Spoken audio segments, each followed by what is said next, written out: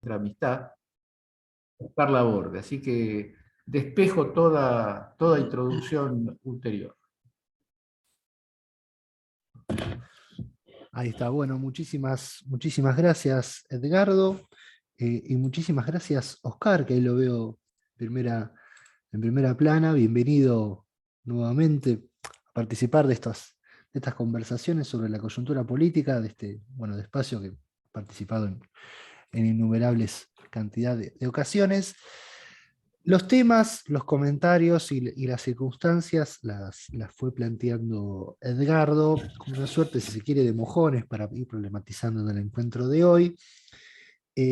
La intención, como siempre hacemos, y como por ahí Oscar es un testigo privilegiado, es poder girar, si se quiere, el encuentro en relación a su intervención, o tomarla, si se quiere, en diálogo con el resto de los expositores y expositoras, como así también con los cientos de compañeros y compañeras que habitualmente nos acompañan. Así que, sin mucho más que agregar y esperando la palabra del querido compañero Oscar, te cedo la palabra, si querés, Laborde, y arrancamos con el encuentro propiamente dicho, retomando las consideraciones que quieras. Obviamente sabés en los tiempos, las circunstancias y las metodologías de este espacio las conocés perfectamente y no hace falta que te las refresque. Así que bueno, bienvenido nuevamente, Oscar, y un gusto contar contigo en este espacio.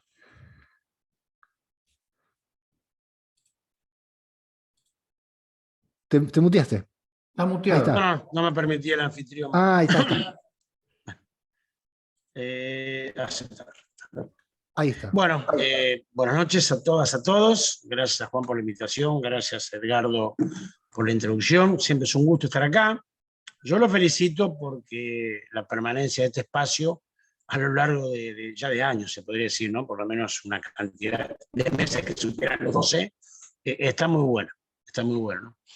A mí me parece que nosotros exigimos mucho organización, mística, pero esta es una lucha de ideas, ¿no? Yo creo que el que no entiende que es una lucha de ideas ya perdió la lucha, porque en eso el imperialismo lo tiene muy claro, el capitalismo, el neoliberalismo tienen permanente think tank, van adecuando la táctica, van adecuando, van ajustando, digamos, su estrategia, van adoptando nuevas tácticas, porque comprenden que es una lucha de ideas.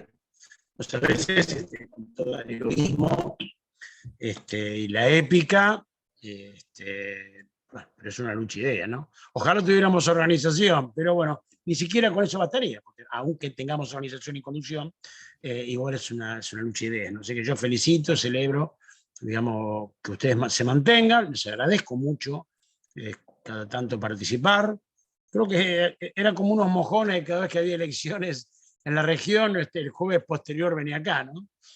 Hemos estado festejando el triunfo del MAS en Bolivia, después estuvimos sufriendo la derrota de Andrés Arauz en Ecuador. Bueno, pero bueno, es un poco así, ¿no? Tal vez esas dos imágenes reflejen el momento que vivimos, ¿no? Es un momento de disputa, ¿no? Este es un momento de victorias cortas y de derrotas cortas.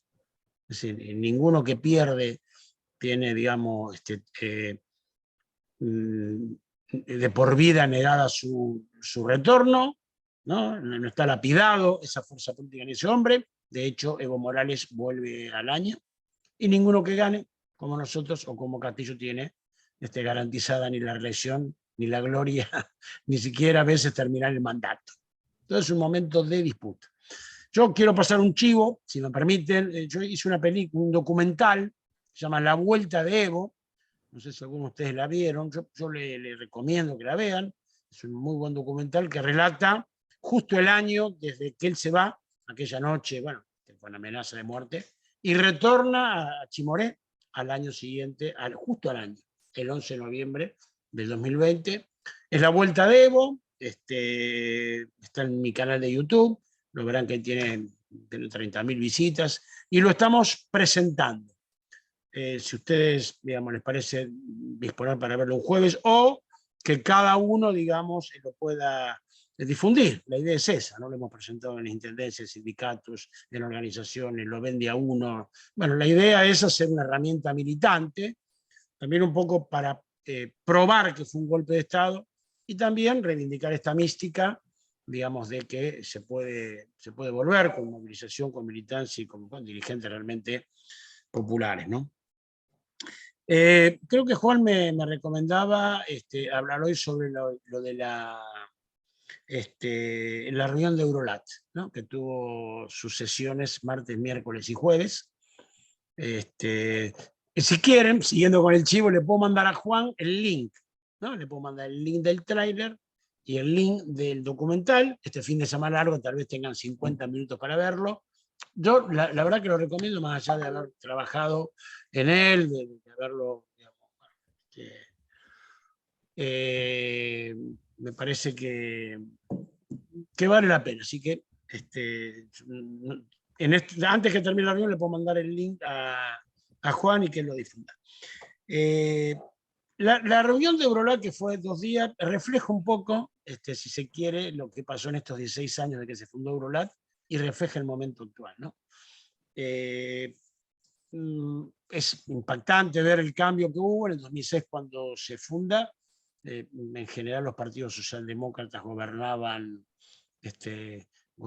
Europa, y acá obviamente era el mejor momento de la década dorada, de los 2000, justo en el 2006, digamos, un año después no al ALCA, ya había ganado Evo, en fin,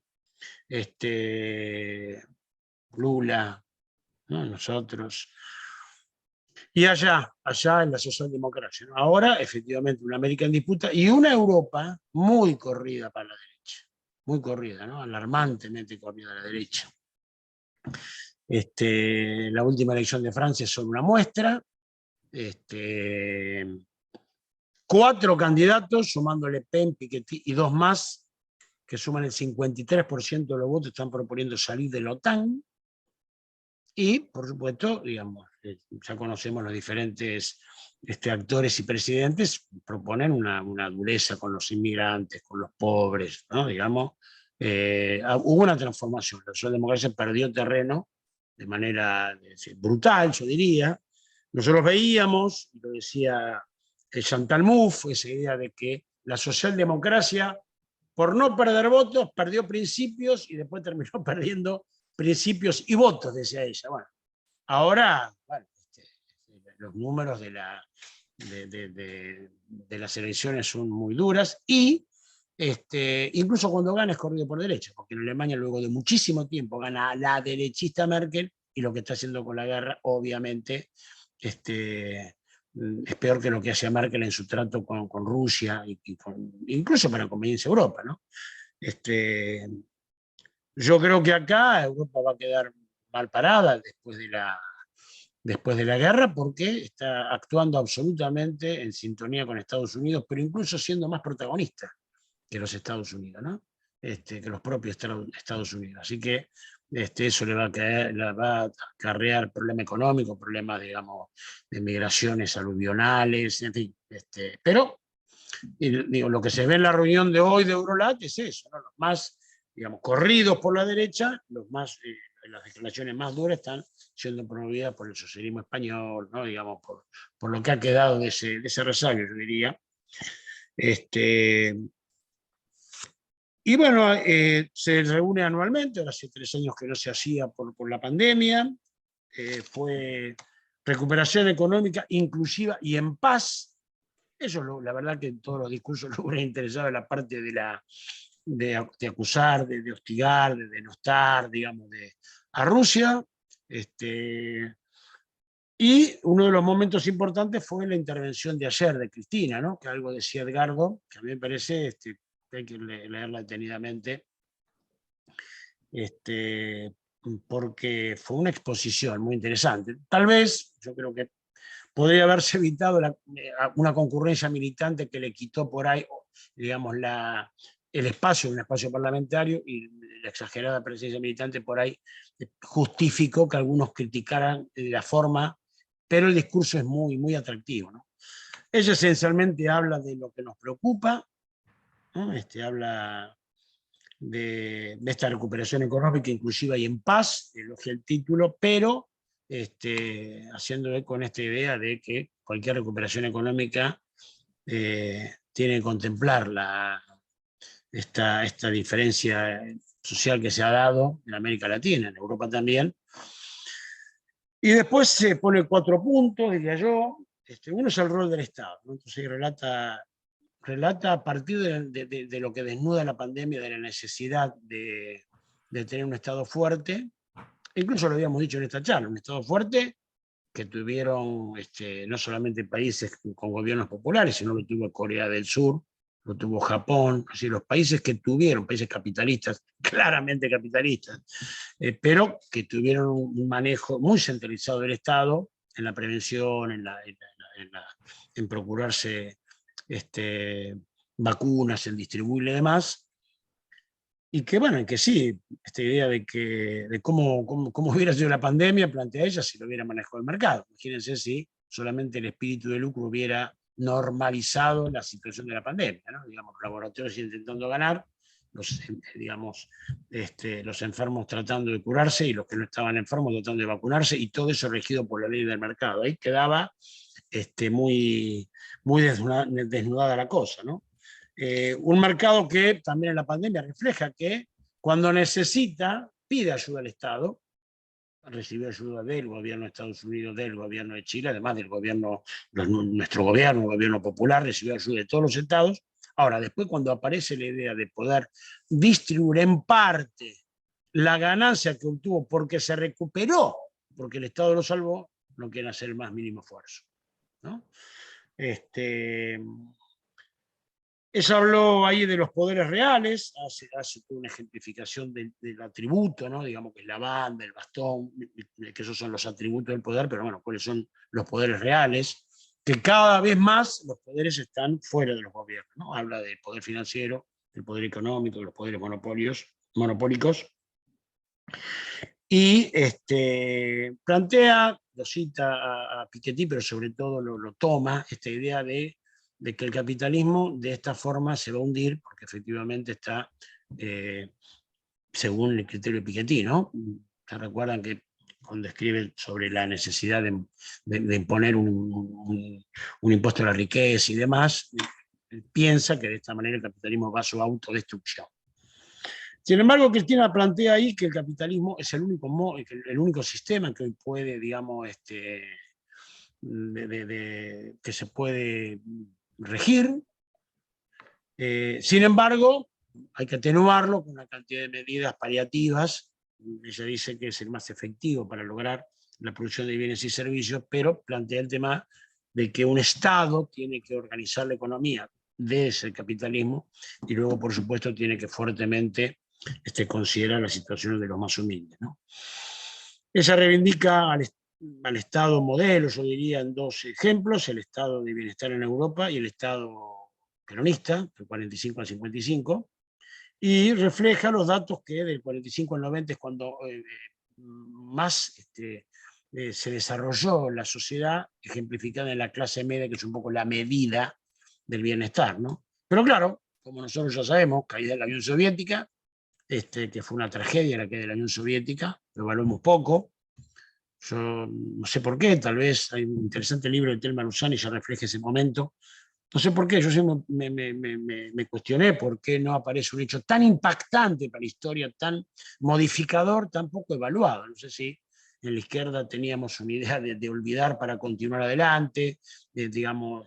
Pero lo concreto es que después de la caída de la Unión Soviética despega el neoliberalismo con todo y se produce esta situación, ¿no? El mundo es claramente peor desde que cayó la Unión Soviética, ¿no? A pesar que, bueno, siempre el hombre encuentra alguna alternativa. De ahí la aparición de China y de algunos capitalismos de Estado muy desarrollados, muy eficientes, logra atenuar eso, ¿no?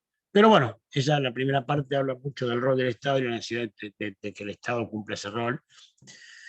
Ella plantea la insatisfacción de la democracia, ¿no? Es un planteo que nosotros estuvimos viendo, esta idea de que hay, digamos, la insatisfacción por la democracia, la bronca por la política, la denostación de los políticos. Yo creo que eso tiene mucho que ver con la posmodernidad, ¿no? Hay varios autores, Hahn y demás, que desarrollan lo que ha significado la posmodernidad, destruyendo los principales pilares de digamos, de la modernidad, ¿no? Que tienen que ver, en vez del hombre, el ciudadano, el consumidor, en vez de la política, la gestión, ¿no? Digamos, y sobre todo esta peligrosa idea de que uno es tan libre y puede tener su propia causa, que entonces eso abandona o debilita las causas colectivas, ¿no? Porque si finalmente yo puedo tener mi razón y puedo tener mi mirada sobre mí y sobre todo lo demás, eso debilita las causas colectivas. Esto está claro, que esto es impulsado intencionadamente porque aquel quiere que al no haber causas colectivas no hay modificación, pero me parece que también viene incluido en esta cultura de la posmodernidad el deterioro de la política, ¿no? Porque incluso es planteado, los filósofos lo plantean, la gestión, ¿no? Ahora se habla mucho de la gestión en vez de la política, ¿no? No la política como una herramienta transformadora, la posibilidad de modificar la realidad, sino la gestión, ser eficiente en la gestión, ¿no? Pero bueno, ella alerta sobre el peligro de la insatisfacción de la democracia, todavía no está sucediendo en Europa, pero este fortalecimiento de una derecha que plantea cosas cada vez más brutales, puede haber incluso una suplantación de la democracia por otro sistema, ¿no? Estamos a un tris de eso, en algunos lugares se ha intentado, pero yo insisto, ¿no? Con la guerra en Ucrania, en Europa, me parece que aparece muy fuerte aquellos que plantean dos cosas. Uno es, ¿para qué nosotros estamos aliados de los Estados Unidos? Aparece de vuelta un golismo, si quiere, pero sobre todo esa idea de un nacionalismo chauvinista, anti-norteamericano, antirruso también, pero que empieza a cuestionar los valores, ¿no? Digamos, de las repúblicas y demás, ¿no? Nosotros vemos acá el deterioro y el desprestigio y lo negativo que se ven en los políticos, y cuando aparece, bueno, este personaje como Milei, lo grave que es eso, ¿no? Entonces ella habla del rol del Estado, luego habla de esta idea de la insatisfacción que hay por la democracia, y lo que deberíamos, solamente lo tituló, producir modificaciones institucionales, ¿no? Para garantizar algún tipo de reactivación, digamos, de vitalización de este sistema, que, bueno, en caso de ser suplantado seguramente va a venir uno peor, ¿no? Incluso también dentro de eso, bueno, en esta modernidad que yo decía, esa idea del individualismo, del hedonismo, ¿no? De esta idea del emprendedor, ¿no? Esa cosa de que si te va bien es por tu esfuerzo, el Estado no tiene nada que ver, si te va mal vos tenés la culpa. Fue muy gráfico cuando Burr recomendaba, si no tenés trabajo, armá una cervecería, porque entonces en ese caso, claro, si a mí me va bien con mi cervecería y al de frente le va mal, no es que tenemos muchas cervecerías porque el mercado no regula, sino porque digamos, yo soy malo para los comercios, digamos, y el otro es bueno, ¿no? Esa responsabilidad sobre el uno, ese autoesfuerzo. Creo que eso también viene a cuenta y tiene que ver con este tema del debilitamiento de la democracia. Muy peligroso, muy peligroso. Yo creo que personajes como Bolsonaro pueden aprovechar esa insatisfacción para tomar cualquier medida, ¿no? Solamente una cosa así podría evitar el triunfo de Lula, y yo creo que están dispuestos a hacerlo, estarían dispuestos a hacerlo, ¿no? Ella después habla del doble estándar, el derecho internacional, por ejemplo, bueno, cómo se juzga, cómo se procesa, cómo se evalúa el préstamo del FMI, comparado con otras cosas, y después también esa doble vara lo aplica tanto a la cuestión de la OTAN, ¿no? Ahí Javi López dice en la intervención, dice, bueno, exigimos el derecho al cumplimiento de todas las normas del derecho internacional. Esa, bueno, socarronamente le dice, cumplimiento del derecho internacional. Qué buena idea, le dice. Entonces ahí empieza a desarrollar, el español que está en la OTAN, le recuerda que en Malvinas hay una base militar, que está sospechada de tener submarinos nucleares, ¿no? Que ya hubo una invasión, y que la OTAN no solamente invadió, sino que instaló allí una base, sin ninguna justificación, nada más que para, digamos, tener controlado el Atlántico Sur, ¿no? Así que esa hipocresía, esa doble vara sobre Malvinas. Entonces, y ella dijo, sí, bueno, está bien cuando hay una invasión de algún amigo, disimulo. Cuando hay una invasión de un antagónico, la condeno, lo expulso de diferentes lados y demás, ¿no? Después, bueno, dedicó bastante al lawfare. Estoy intentando relatarlo de ella porque me parece bastante ordenador de lo que debe ser nuestra posición y para seguir estos links que ella plantea, ¿no? Bueno, justo ese día, el día de ayer, se cumplían años de cuando se lo cita de aquella vez por primera vez, muchos de nosotros estuvimos allí acompañándola, no sé si éramos, sí, muchos los que estábamos, no sé si muchos los que están ahora, pero esa idea de la persecución, ¿no? Y también de la doble vara de cómo jugar, ¿no? Por último, en el día de hoy se intentó imponer una declaración sobre lo de Ucrania, durísima, sobre Rusia. Ahí el componente latinoamericano se movió correctamente, hizo una declaración que, si bien rechazaba, condenaba, ¿no? Digamos, la invasión militar, la intervención militar, eso es imposible disimular. Sí, por supuesto, nació otro tipo de consideraciones y llamaba al diálogo donde se tuviera en cuenta todas las partes. Eso hubo bastante unidad. Hoy, bueno, los diarios lo tratan de poner, que el kirchnerismo, y algunos de nosotros hemos sido faltótulos allí en eso, pero lo concreto que en el estilo, los europeos venían todavía con algunos tics coloniales, ¿no? Por ejemplo, le dijeron, bueno, si no se firma un documento, es posible que no se haga la reunión en Praga, que es la próxima reunión que se hace, ¿no? Como si nosotros pudiéramos cambiar nuestra posición por conocer Praga, que es muy lindo. De hecho, viví allí un tiempo, pero estaban con ese estilo, ¿no? Es increíble, increíble todavía cómo mantienen esa idea de que nos consideran inferiores. Todos, no sé si especialmente los socialistas, pero incluyendo los socialistas, por lo menos, ¿no? Esa cosa, digamos, de subestimarnos, de vernos como unos desbordados, ¿no? de vernos de incontrolables, ¿no? Es increíble cómo le queda ese resabio imperial, ¿no? Bueno, eso no salió, había un sistema que había que votar por componente. Hay unos 100 parlamentarios que hubo, tenía que estar, las resoluciones que tienen importancia, se vota cada componente latinoamericano que tiene 50 y el componente europeo que tiene 50. Algunas resoluciones tienen que conseguir mayoría en los dos componentes. En este caso, el componente americano se movió con una buena declaración, muy en línea con lo que plantea la Cancillería y muchos de nosotros, ¿no? Digamos, bueno, condenando la intervención militar, pero sin hablar de las medias y proponiendo un diálogo donde se tengan en cuenta todos los intereses de los sectores. Ahí se incluye obviamente este pedido de que la OTAN no se siga extendiendo hacia el este, ¿no? Así que un poco eso, ¿no? Digamos, de lo que me queda de esta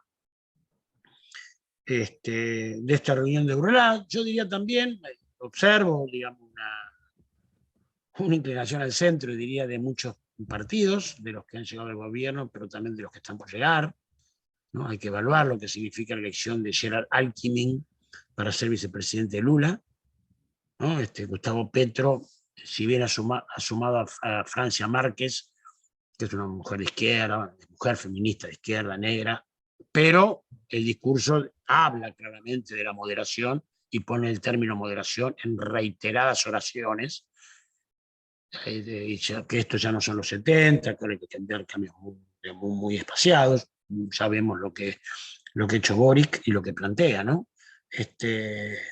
Yo creo que lo hemos conversado, incluso con Edgardo. ¿Por qué pasa esto? Primero, bueno, yo estuve, como ustedes vieron, tuve un desayuno con Alberto, Evo, Lugo y yo.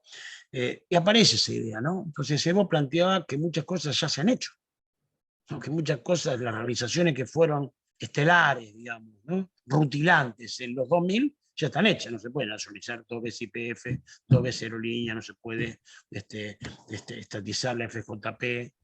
Entonces hay que buscar nuevas cuestiones. Y esta apreciación de una derechización, de esa derecha descarada, brutal, digamos, que no le importa nada, me parece que, bueno, que tiene su reflejo en esta idea de que ellos están planteando un paradigma y nosotros no, ¿no? Yo creo que el neoliberalismo, como tal, le está costando plantear paradigmas. Un paradigma, un horizonte de época. Está costando. Bueno, y en los 90 sería mentiroso, sería engañoso, pero las privatizaciones, el achicamiento del Estado, el emprendedurismo, el ser tu propio jefe, había una ilusión de que con eso íbamos a tener un destino de época, de un horizonte de época. Y el populismo está claro, era un horizonte de época alimentado con las realizaciones. En este momento es difícil encontrar en el neoliberalismo horizontes de época, por eso aparece una derecha en Europa y acá que dice, el horizonte de época es que a los negros los vamos a matar, los pobres se van a morir, los inmigrantes no hay que dejarlo entrar, a los ricos no hay que cobrar impuestos, y eso es un horizonte de época. Uno dice, pero es distópico esto. Sí, pero es un horizonte de época. Nosotros hoy no lo tenemos. No lo tiene la izquierda dura, digamos, y no lo tienen los populismos.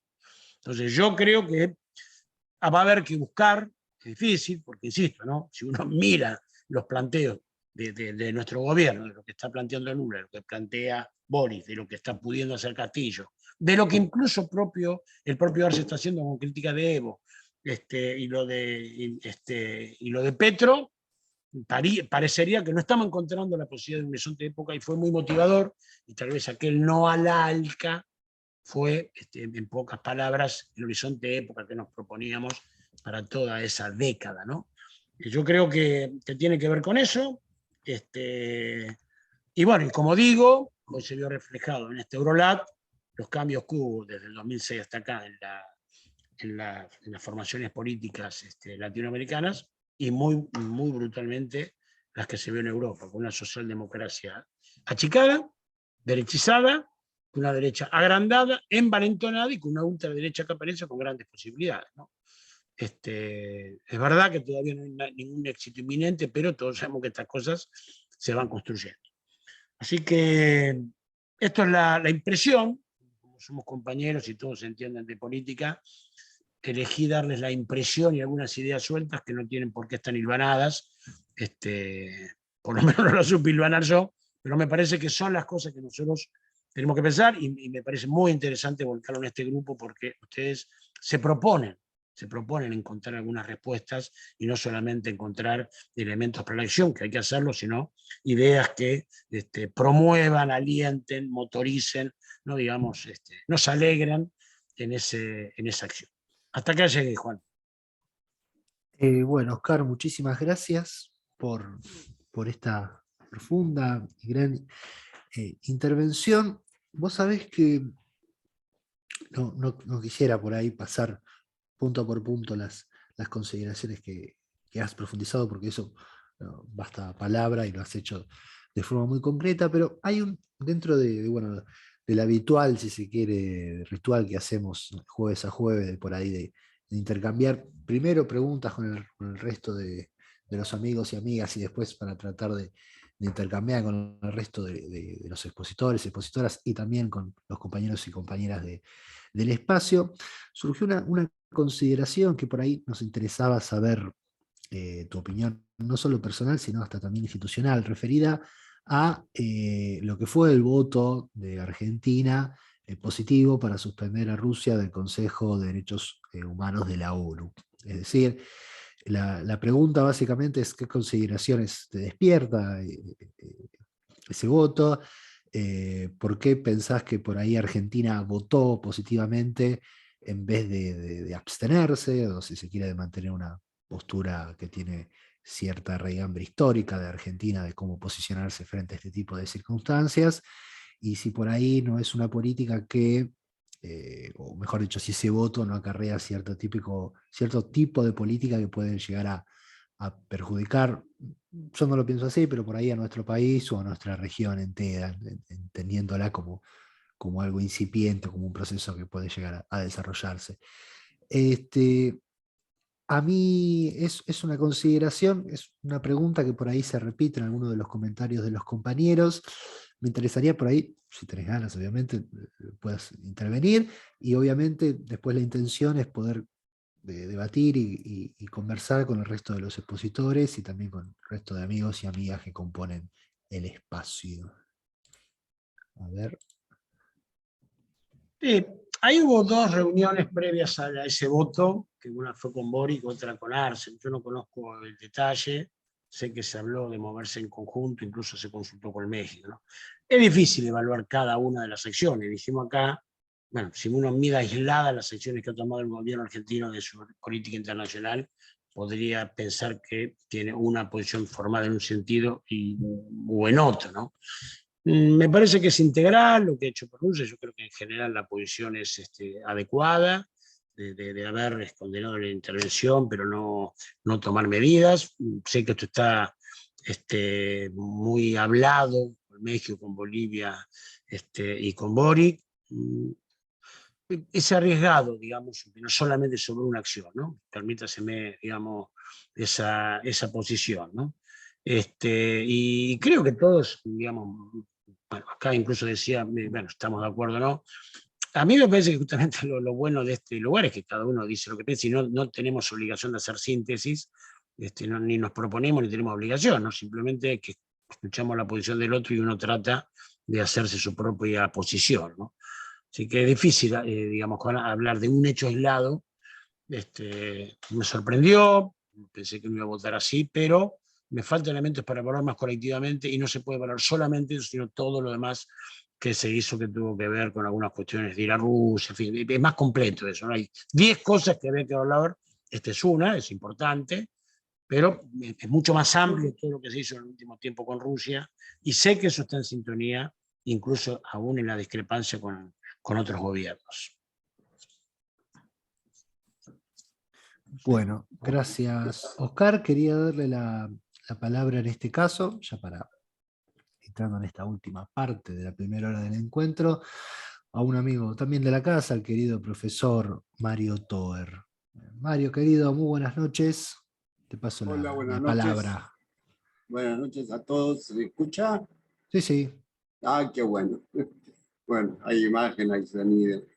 Bueno, gracias, Oscar, porque bueno, siempre traes estas pequeñas cosas que, no digo pequeñas porque sean un poco importantes, sino porque tienen poca trascendencia mediática y son ausencias que a veces contribuyen a que uno no sea una composición de lugar suficiente, ¿no? Entonces, para mí nunca está de más, aunque sea con el riesgo de ser esquemático, tratar de ver cuáles son los grandes ejes que hoy se han compuesto en el escenario a nivel mundial. Y que inevitablemente el análisis de los escenarios políticos particulares tienen que tomarlo en cuenta, hacerse cargo. A ver, voy a hacer un tratado, es un esquema breve. Primer punto. Hay algo que está instalado a nivel internacional, venía con mucha fuerza, el hecho de los principales analistas independientes del escenario mundial, tiran números sobre qué, sobre cuántos años faltan para que China sea la primer potencia en el planeta. Nos dicen 5, nos 10, 15. Nunca hablan de cifras muy mayores, ¿eh? Está ahí. Eso no estoy hablando así de memoria ni de meros murmullos, ¿no? Lo de Castro en Clarín, para seguirlo, es muy sistemático. Es un dato que hace 5 años no circulaba de la manera que está circulando hoy como dato del escenario político. Puede cambiar el hegemón. ¿Qué hace la principal potencia del mundo, digamos, ante los informes que les acercan sus respectivos especialistas, que le dicen, mira, hace cosas groseras, como poner a presa en Canadá a esta mujer de la compañía de teléfono y cosas por el estilo, ya hace 4 años de esto, pero bueno, pero define la interna norteamericana y sabemos que quienes trabajan con comodidad dentro del Partido Demócrata son los que están articulados en la estructura industrial militar y hacen el eje en el cuidado del mantenimiento de sus respectivas colinas a nivel planeta. Y era lo que el Trump quería no cambiar de raíz, pero sí cambiar énfasis. Bueno, eso lo sabemos, lo hemos conversado otra vez. Es decir, el poder norteamericano tiene ese dato. Y si la economía, por la lógica de su dinámica científico-tecnológica, tiene marcado algo para el próximo lustro, la próxima década, ¿qué tienes que hacer? ¿Resignarte? Es decir, pelearla de frente es medio suicida, todos sabemos, pero tenés que extremar recursos. Tenés que extremar recursos para que eso no pase o se demore lo más posible. No hay ninguna otra cosa prioritaria en la escena política mundial para los Estados Unidos. ¿Y dónde lo vas a hacer? No podés ir a la cabeza. Lo tenés que hacer, como se llaman todos en la política, en los eslabones débiles, que a su vez están asociados a los escenarios principales. El escenario principal, ¿cuál es? Europa. ¿Y el eslabón débil cuál era? Este país donde se pretendía instalar cohetes a 5 minutos de Moscú por pedido del artista de teatro que habían puesto de presidente. Y está muy bien, como elección de escenario, eligieron el mejor escenario y acosaron. No sé si Rusia habrá actuado por el momento más oportuno o no, se nos escapa, no tenemos todos los datos de los informes porque ahí entran servicios y todo lo demás. Pero como que, y bueno, Rusia está diciendo, no queremos la OTAN con cohetes a 5 minutos de Moscú. Siempre se evoca lo de Cuba y Kennedy, ¿no? Y bueno, actuaron de la manera que sus estrategas suponían que podían frenar este acontecimiento, detenerlo. Al mismo tiempo uno puede decir, bueno, efectivamente, desde Estados Unidos se apretó en el lugar más apropiado. ¿Por qué? Porque hay toda una serie de dificultades para Rusia en relación a mantener la situación allí. Ya las batallas previas en Ucrania las conocemos. Entonces, ¿qué hay que hacer? Que se prolongue el conflicto todo lo que se pueda. Además de que se recuperan las fábricas industriales militares, digamos, decir que pueden haber perdido espacio con los retrocesos en Medio Oriente y demás. Hacer que dure lo que más se pueda. Y lo otro que sí, a mí me sorprendió en buena medida, desplegar la capacidad de información para que el relato, la visualización de la índole del conflicto esté pegado al malo, al estilo de la Guerra Fría. Digamos, pero eso tiene muchas consecuencias. Son presiones concretas a gobiernos que pierden mucha plata porque están comprometidos con la importación de petróleo, con la del gas, y les cambia la vida a los alemanes y a los franceses. Pero lo tenés que hacer, muchachito.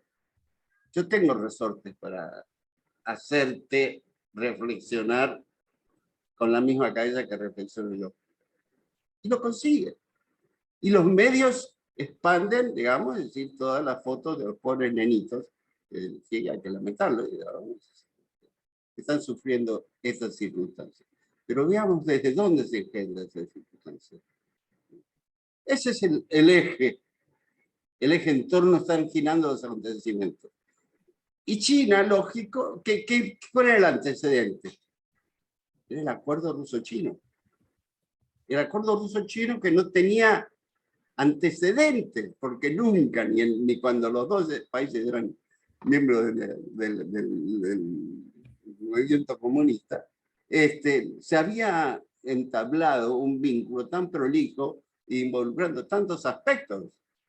Y veamos el tamaño que tiene y el influjo que tiene en toda Asia y África. Por lo tanto, ahí había que golpear y mantener esto todo lo que se puede.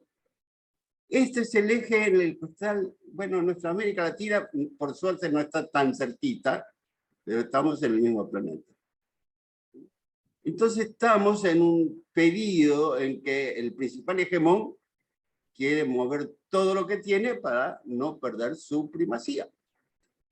Y los países, en consecuencia, van a tener que tomar nota de todas las visitas y recomendaciones que van en esa dirección, en cualquier lugar y circunstancias que estés. Nosotros sabemos cuál es nuestra circunstancia. Lo del FMI era, desde ya, sigue siendo un elemento clave para contar las moneditas dentro de este juego. Pero al mismo tiempo, en este retroceso en todos los terrenos que venía sufriendo los Estados Unidos, supuso la acumulación de fuerza de lo que nosotros estamos reconociendo como favorable en nuestra región. Ya lo sabemos, Boric. Y la perspectiva de Brasil, que hace 2 años este era un sueño de locos. Estaba preso el futuro presidente.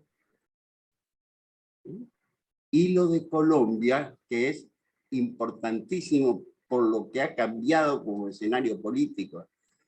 La movilización y la penetración de lo político una vez que la locura de lo militar se ha ido replegando, con amplias chances de poder imponerse en las próximas elecciones. Y con un discurso, porque acá viene el otro tema.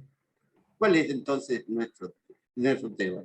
Atendiendo a Colombia, a Brasil, a Perú, a Chile y a nosotros mismos. ¿Cómo se trata las contradicciones en el seno del pueblo? ¿Y cuál es el eje de frente que este periodo, en este contexto internacional, tenemos que componer?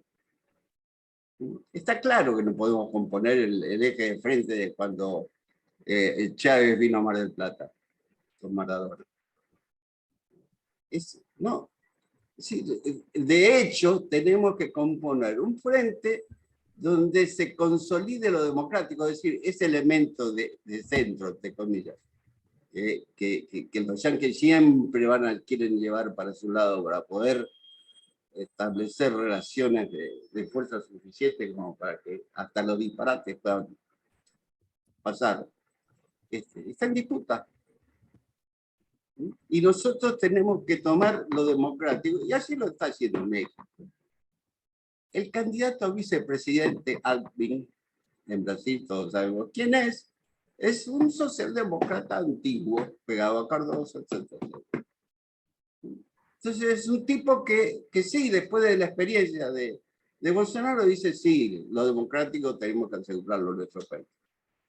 Petro es una de las cabezas más lúcidas que tiene América Latina junto con el ex vicepresidente Bolívar. Y sabe manejarse, pero da lujo, es un lujo de escuchar los discursos de Petro en este periodo de la lucha política que hay. Y ese es el contexto que debemos pensar nosotros. Hemos actuado muy bien en relación a esto de que quiénes son los que tienen que pagarla y dónde hay que ir a buscar la guita. Claro, hay un detalle. Para que esta táctica tenga la vigencia que está teniendo, había que tener un acuerdo con el Monetario Internacional para ganar tiempo, porque el tiempo es oro en estas particulares condiciones internacionales donde se están contando los meses. Entonces, en estas condiciones, por supuesto, ahí la hemos acertado. Ahora, no sé si todavía tenemos la cultura política suficiente para saber cómo se procesa la contradicción del seno del pueblo. Creo que ahí nos falta. Y un espacio como nuestro a veces tendría que detenerse ahí. Porque qué cosas se pueden decir y en qué tono y en qué circunstancias. Porque no hay que callarse. Hay que explorar la diferencia. Pero hay que buscar la manera en que no seamos un titular del día siguiente, donde todo parece todo lo contrario. Y hay formas, modalidades, estilos, gestos, y eso lo estamos usando o no lo estamos usando. Y si no lo estamos usando, ¿por qué? Yo no tengo respuestas.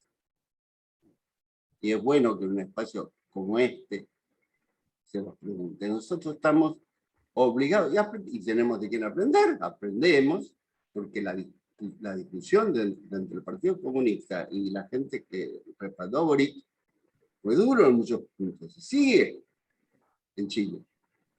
Pero sin embargo no se tiran con la vajilla. En otras circunstancias, bueno, la cantidad de notables que había en Colombia dispuestos a buscar un lugar que se acercara al de Petro, se cuentan, pero no remontan el 5%. ¿Por qué? Porque tiene un tipo que tiene una habilidad notable para ir con un discurso sin enfrentarlos, al contrario, los llama, pero con la suficiente capacidad de que cómo se procesan las contradicciones en el seno del pueblo. Creo que eso es un deber que tenemos que cumplir, atendiendo a que estamos en un mundo donde la conflictividad está ahí, está al rojo vivo. ¿Por qué? Porque estamos en una época donde puede haber un cambio en la relación de fuerzas de lo que es hegemónico en muchos de los terrenos que debemos transitar como país y como gente. Bueno, eso es hermoso. Bueno, muchísimas gracias, Mario querido. Quería, bueno, seguir con esta rotación, el uso de la palabra para entrar en diálogo con nuestro invitado del día de hoy. Y quería en ese caso darle la palabra a Claudia Vernaza. Claudia, como hemos comentado, fue diputada nacional entre los periodos 2007 y 2009, 2020 y 2021. Cuenta con una extensa trayectoria en la gestión pública, asimismo integra la comisión directiva del Instituto Patria, como citó Edgardo, donde bueno, coordina los cursos y comisiones de trabajo. Claudia, querida, muy buenas noches. Te damos la bienvenida en primer lugar a este fogón y obviamente esperando tus comentarios al respecto.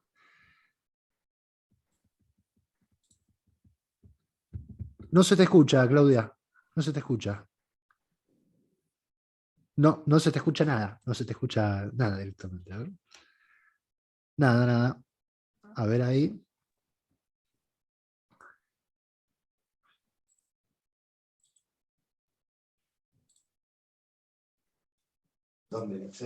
Ahí está. Ahí está. Ahora sí. Ahí está. Claro, porque tenía el parlante de YouTube y traía interferencias. Voy a ser muy breve, y además que perdí estos valiosos minutos resolviendo tema técnico.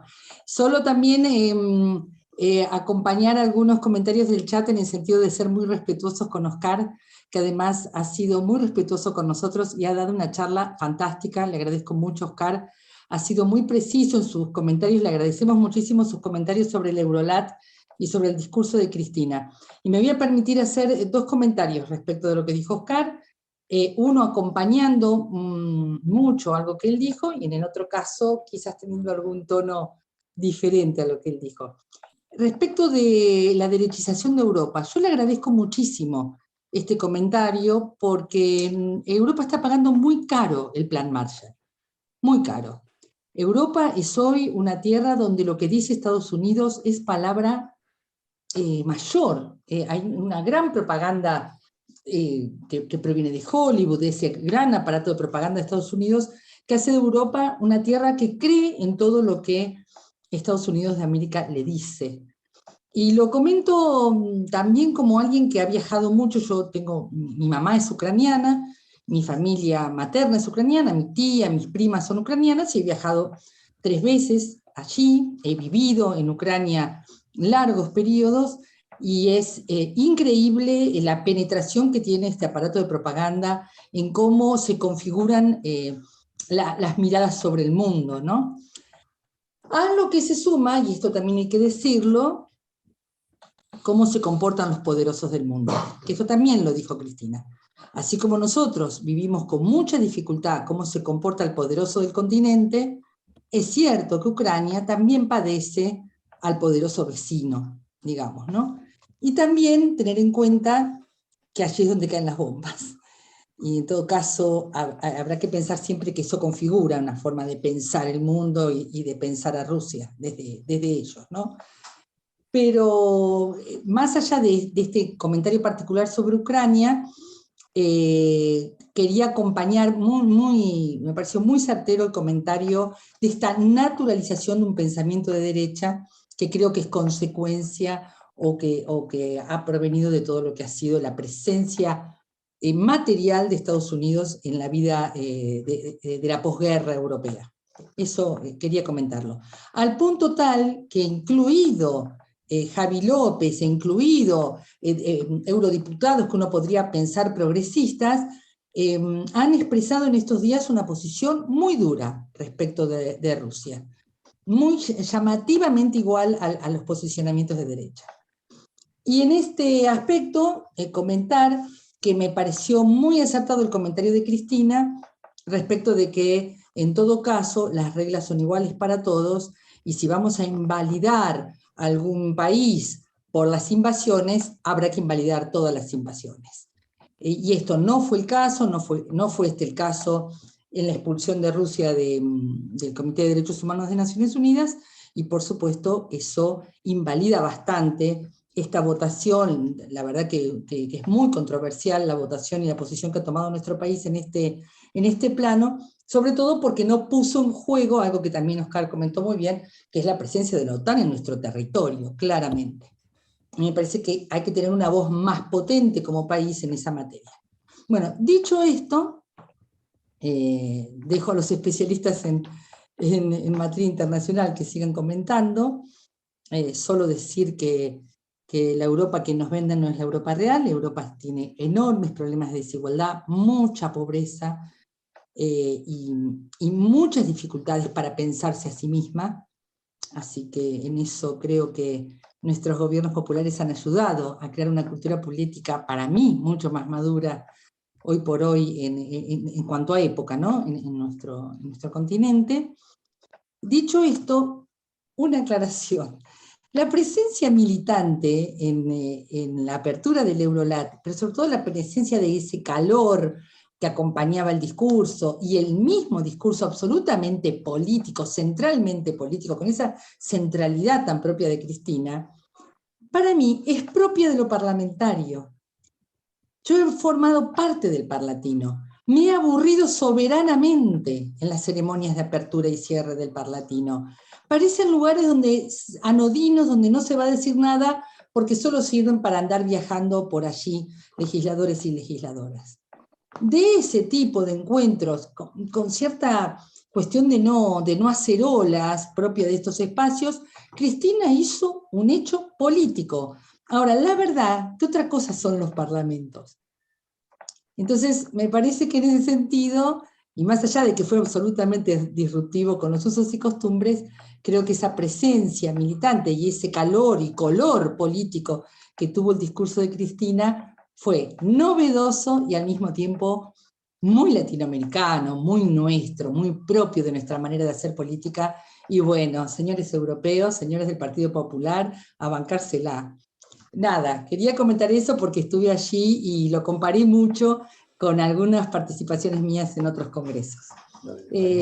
Solo esto, comentar esto, pero nada, solo como manera también de saludarlos y de hacerme presente en estas reuniones de los jueves donde soy primeriza y como no sé cuánto voy a poder acompañarlos, por lo menos poder acompañar de alguna manera esta excelente iniciativa de Edgardo y la charla de Oscar. Bueno, muchísimas gracias, Claudia, y bueno, desde ya a disposición para que vuelvas y te pegues una vuelta virtual para intervenir, para conversar o para escuchar las veces que quieras. Así que este es tu espacio y estás sumamente invitada. Quería, antes de seguir con la ronda de intervenciones, quería devolverle la palabra un segundito a Oscar. Oscar. No, te pedí la palabra, Juan, porque habíamos decidido contigo que podíamos acumular una cantidad de preguntas, de consultas, pero bueno, me da la impresión de que alguna cosa que aparece en el chat, digamos, necesito que se me explique bien qué es dar la cara, es una respuesta. Yo digo, no entiendo bien esa parte y me gustaría aclararlo, ¿no? Porque si no es incómodo continuar acá, si pareciera que mi silencio significa no sostener mis posiciones, ¿no? Que zafé, que doy la cara. La verdad que, por más meritorio que sea, es bastante incómodo y, digamos, quiero decir que estoy acá como para poder opinar y si discrepo las opiniones con los demás, bueno, uno tendría que argumentarse, ¿no? Me parece un poco agresivo y no quería dejarlo pasar, Juan, porque si no... No, totalmente. Así que Totalmente. bueno, por eso no pido qué significa dar la cara, aclararlo, digo, no quiero interrumpir este excelente discurso, tampoco quiero aparecer, porque nunca lo hice de chiquito en el barrio, como que me oculto, muchacho, ¿no? Así que el que quiere que dé la cara, que me lo diga, no sé quién es, pero me da la impresión de que no es la manera y tampoco es por poner 4 palabras en un chat, vamos a distorsionar esta charla, ¿no? Pero también me siento muy obligado en lo personal a no bancarme cosas así. No, No sé qué significa, qué quiere total, decir. totalmente. Primero y principal, que suscribo al pie tus comentarios. Yo, de hecho, me sumé en el repudio y actué en consecuencia para tratar de que eso no prolifere. Siempre nosotros, y como vos bien lo sabés, primero que es una actitud sumamente desubicada plantear ese comentario, sabiendo que vos lo has hecho, vos has participado en este espacio y lo haces y esperemos que lo sigas haciendo en innumerables cantidades de ocasiones, o sea que el hecho de plantear esa cuestión es sumamente absurdo porque lo hemos hecho en circunstancias aún mucho más complejas, si se quiere, en términos no solo nacionales, sino hasta regionales. Yo lo que quiero recalcar, y ya para cerrar este espacio y para volver, es básicamente el espíritu que caracteriza este espacio, que es siempre un espíritu de respeto, de cordialidad, no solo entre nosotros, quienes componemos este espacio, que tenemos la tarea siempre de invitarlo, como lo invitamos a Oscar, a muchos otros y otras referentes del campo nacional y popular, es reafirmar ese espacio de cordialidad y de respeto en el cual nosotros planteamos nuestros argumentos.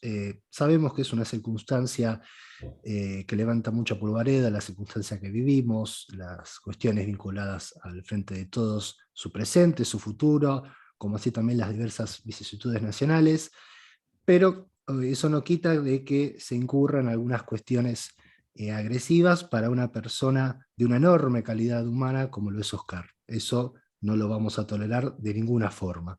Así que, dicha esta cuestión, y obviamente contando con la enorme comprensión y calidad de todos ustedes, quería darle la palabra a Ricardo Aronsky para continuar con el encuentro.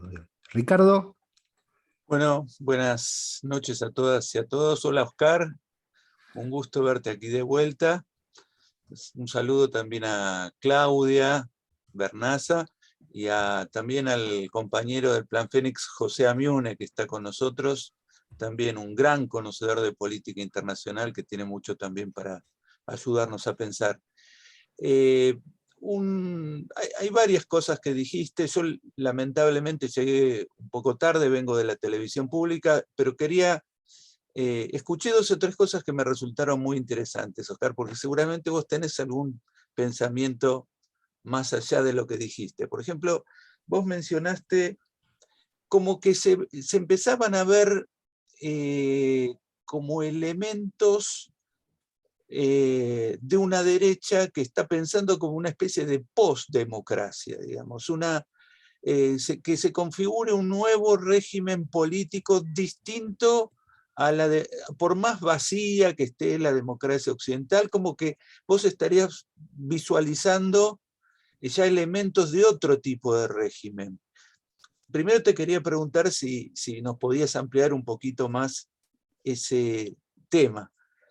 Lo segundo que quería consultarte, me resultó muy interesante esa reunión donde vos estuviste con presidentes latinoamericanos y donde comentaste esa expresión que dijo Evo, que bueno, algunas cosas ya se hicieron, por lo cual esas mismas cosas no se pueden volver a hacer, habría que ver qué hacer.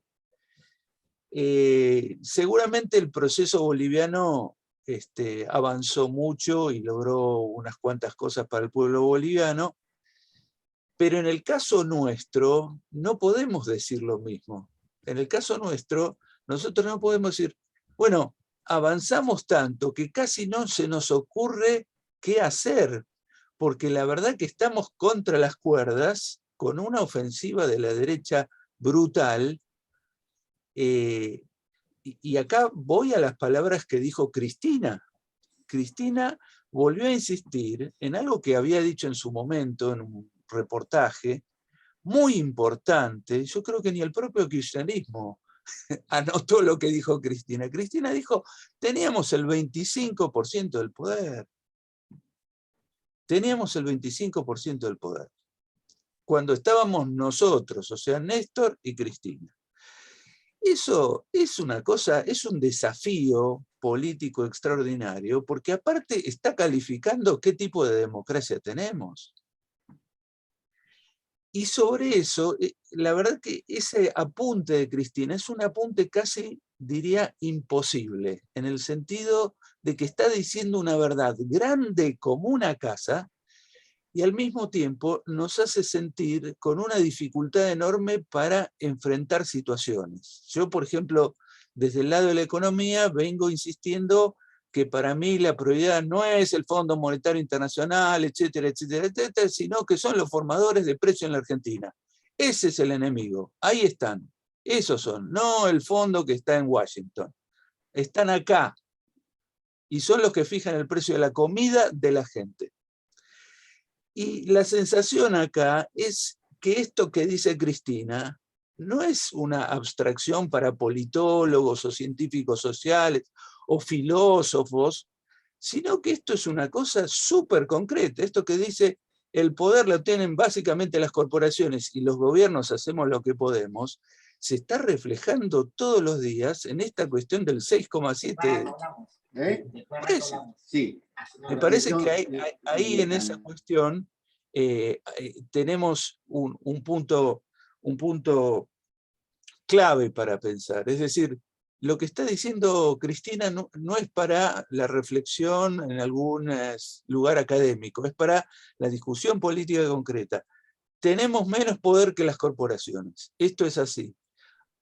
El tema es que ahora nos están llevando a un punto en el cual o el gobierno enfrenta a algunas corporaciones para tener algunos resultados, para poder mostrarle al pueblo, o lo hacen pasar al gobierno por una especie de vidrio transparente a través del cual las corporaciones hacen lo que se le cantan con el pueblo argentino. Entonces me parece que las palabras de Cristina, al contrario de lo que dice la derecha, la derecha dice, esto es para debilitarlo a Alberto. No, esto es para salvar al gobierno. Esto es para salvar al gobierno. Es decir, ¿qué hacemos con esta cuestión de las corporaciones? Ahí me parece que hay un tema importante, porque la verdad que no es un tema nuestro, es un tema universal. Esto es un tema universal, es el tema que vos decías, se están vendiendo más armas ahora, o lo decía Mario, se están vendiendo ahora más armas que nunca, está buenísimo, qué lindo auge de la industria armamentista. Esos son las corporaciones, que gobiernan Estados Unidos también,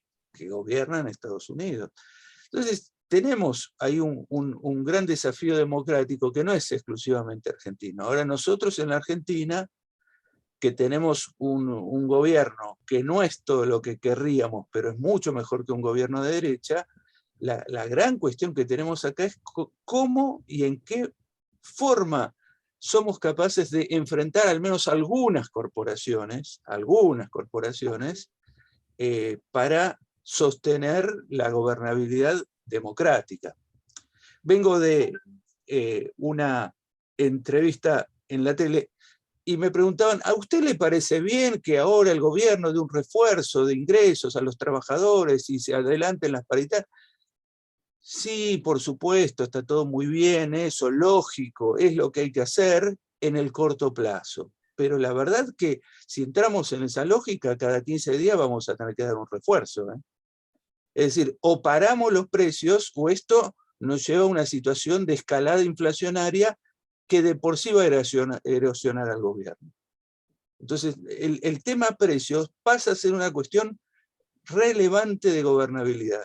Y donde se pone en juego esto que decía Cristina, o nos gobiernan las corporaciones o logramos controlar en alguna medida las corporaciones. Bueno, Oscar, por supuesto, quería saber cómo veías estas cuestiones. Bueno, varias cosas, ¿no? La otra vez te escuché en lo de la CTA, me pareció muy interesante esta idea de empezar a ver qué se hace para adelante y no tanto detenerse en lo del fondo, que es un problema que tenemos a mediano plazo. Yo creo que el acuerdo con el fondo no se va a pagar, me parece que de lo que se trata ahora es cómo las medidas que tomamos, ¿no?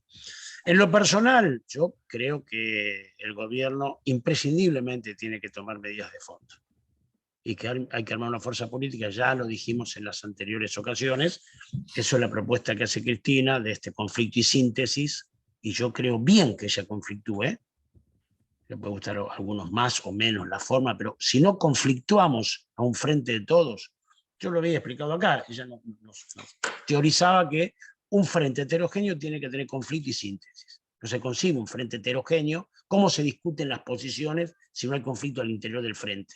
No hay manera. Esa idea un poco infantil que se vuelvan a juntar y a ver y saquen una foto es un poco naif, ¿no? Hay posiciones políticas diferentes y hay que exponerlas. Y a mí me parece que justamente lo que está haciendo Cristina está muy bien. Hay que exponer las posiciones políticas, ¿no? Bueno, y sobre todo hay que encontrar medidas profundas, de profundización, audaces. Yo digo, a mí lo que me parte el alma es que nosotros muramos callados, como en el truco. Así que nos maten callados. Sí, bueno, si nosotros vamos realmente a poner en discusión nuestra continuidad del 2023, lo tenemos que hacer con todas las armas. Claro, al movimiento popular también le quedará no solamente pedirle a Alberto que haga cosas, sino hacerla nosotros. Digo, acá hay una cosa que se ha tomado, incluso pasó un poco desapercibida, la posibilidad de cobrarle a las grandes fortunas que evadieron, que están afuera. Esta ley del Senado. ¿Y si la ley sale? ¿Y si no es una cosa solamente testimonial? Si efectivamente se pueden conseguir 20, 15, 12 mil millones de dólares allí con esa ley, entonces ahí nosotros tenemos que meter todo. Ahora, cada uno tiene que esforzarse con su organización para ese día, cuando se discute en diputados, parece que se va a pasar, meter 500.000 personas en la calle. No, digo, yo soy de la idea de tomar medidas muy fuertes.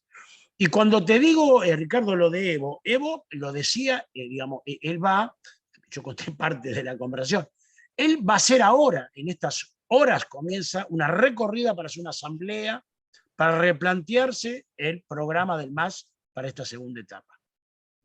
Porque él no es que dice que como están agotadas no se puede hacer más nada. Él dice, como están agotadas hay que pensar nuevas, mucho más audaces.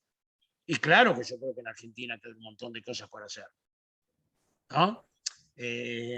Hablando con economistas amigos, Rulo de la Torre, uno lo ve, una de las medidas que se va a tomar ahora es, bueno, ser exigentes con la recaudación. Ahora la FIP va a tomar medidas que sí que estamos confesando que antes no éramos exigentes con la recaudación con algunas, ¿no? Entonces, aún cumpliendo sin nuevas leyes, yo creo que esa es mi posición, hay que apretar, hay que buscar, y conseguir nuevos paradigmas tiene que ver con, partiendo del piso adquirido, o por lo menos un escalón que nosotros ascendimos, después descendimos un poquito el 2010, ahora hay que encontrar las maneras.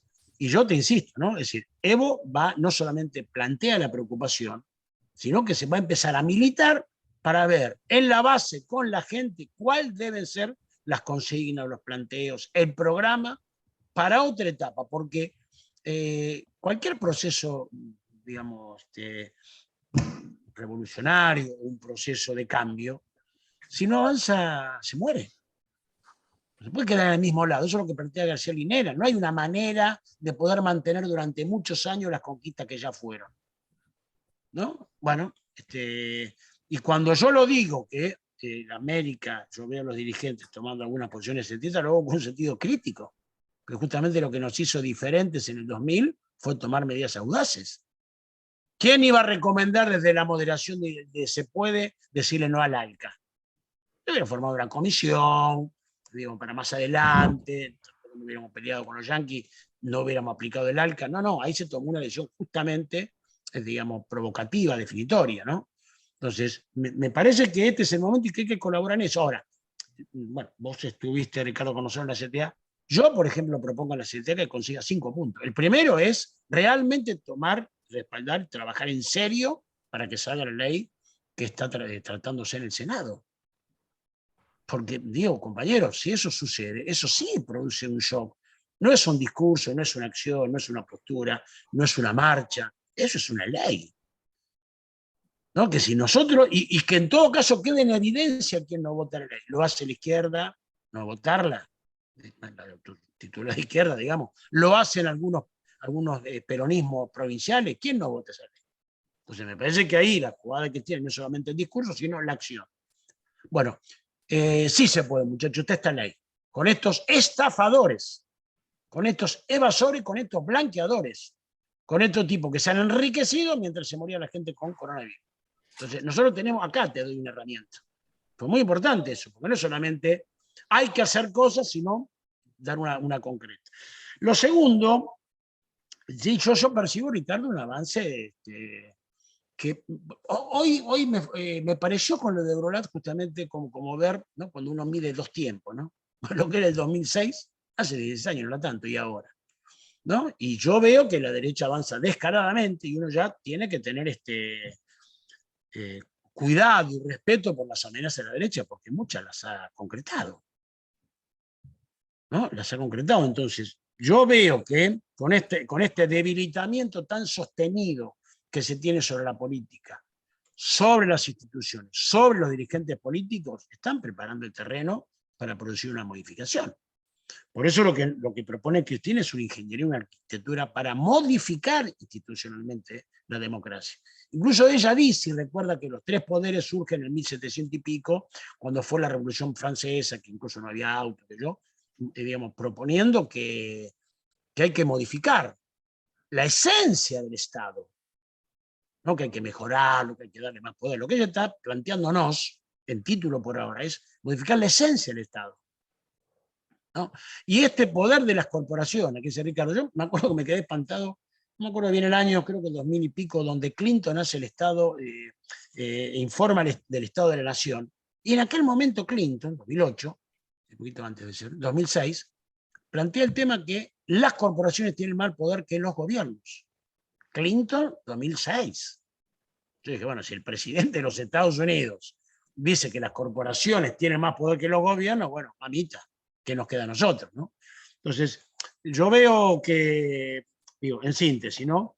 Hay que proponerse fuertemente nuevos paradigmas, quedan un montón, compañeros, hasta modificar esta insoportable injusticia, todo lo que nos queda por hacer. ¿Quién puede pensar que todo está hecho? ¿No? Digamos, hay que aportar ideas de cómo sería, de cuál sería aquel nuevo paradigma, y entonces cuáles son las medidas para llegar a él. Evo lo está haciendo. Evo, una vez más, nos saca ventaja y el tipo va a consultar con la base y traer un programa donde va a decir a Arce, mira, esto es lo que opinaron millones de bolivianos. Vieron que hizo una marcha con 1 millón de personas de 180 kilómetros. Esa fue la preparación, ¿no? Cuando le quisieron hacer el golpe, bueno, además de denunciar ahora, hace 3, 4 meses, enero, diciembre o enero. Él, cuando estaban acosándolo, además de denunciar al LAOF, de hacer conferencia de prensa, hizo una marcha de 180 kilómetros que fue terrible. Bueno, esas son las cosas que tal vez digamos, nosotros deberíamos buscar, ¿no? Entonces, Evo plantea el problema, la traba que tenemos ahora, de no encontrar fácilmente cosas que proponer, y romper eso convocando a la base, y llegar con el poder y decirle a Arce, esto es lo que se propone, ¿no?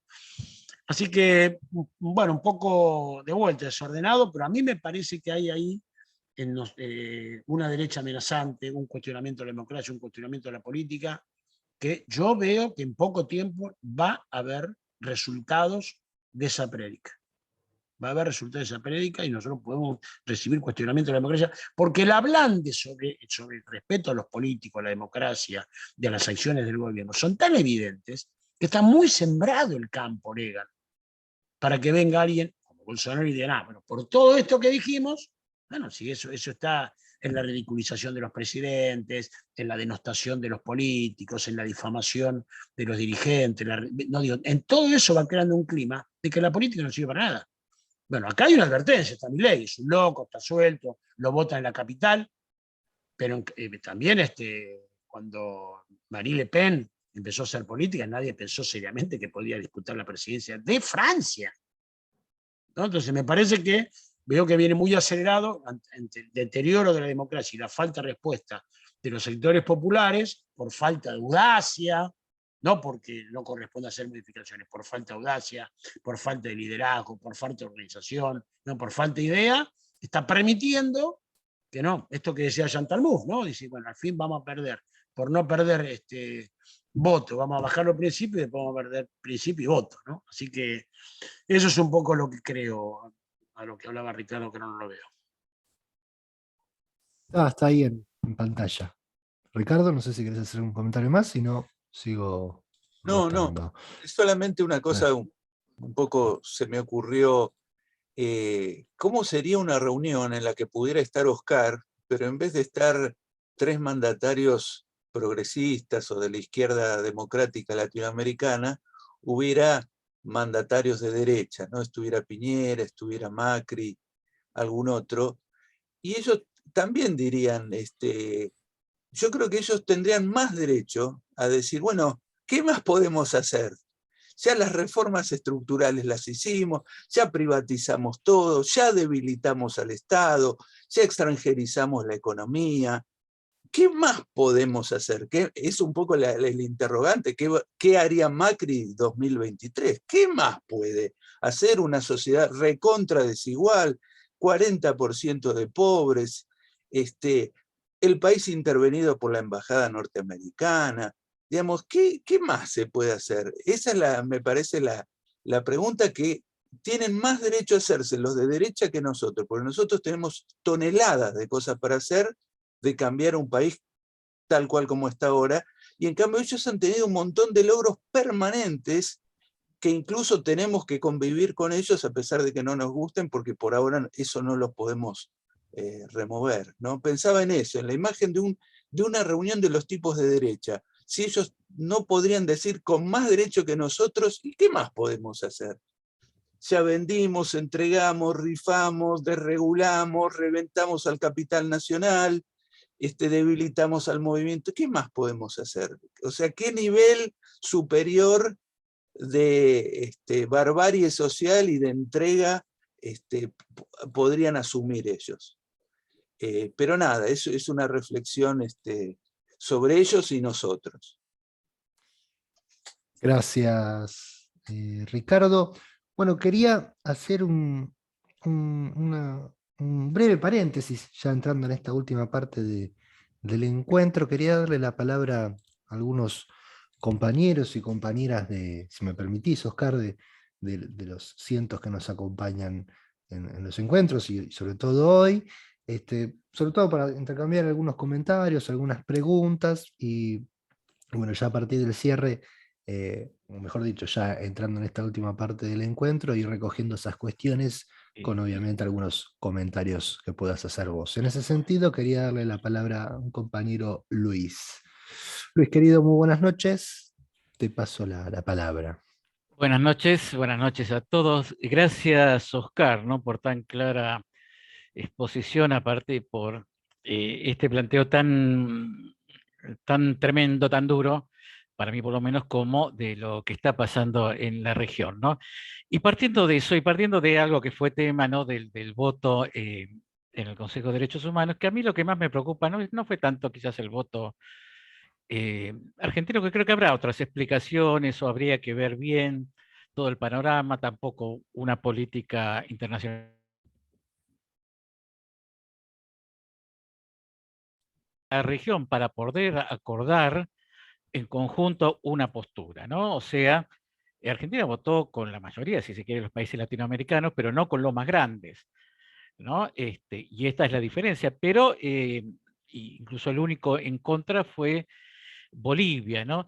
¿Y hasta qué punto se hace necesario recrear aquel clima que hubo en la primera década, cuando teníamos otros líderes que ya no los tenemos, ¿no? Como Néstor, como Hugo Chávez, como, bueno, Evo, como Lula, bueno, que va a volver aparentemente, y que no teníamos ese clima que nos permitió decirle algo tan importante como no al ALCA y por primera vez quizás acorralar a Estados Unidos, ¿no?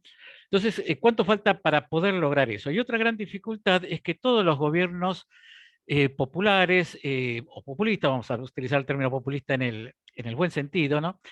Emergen, pero asumen condicionadamente, con muchos condicionamientos, ¿no? O sea, el Frente de Todos o las alianzas que tiene que hacer Boric o lo que tiene que hacer Lula, ahora casi tienen un componente que está muy cercano incluso a la derecha, todo, ¿no?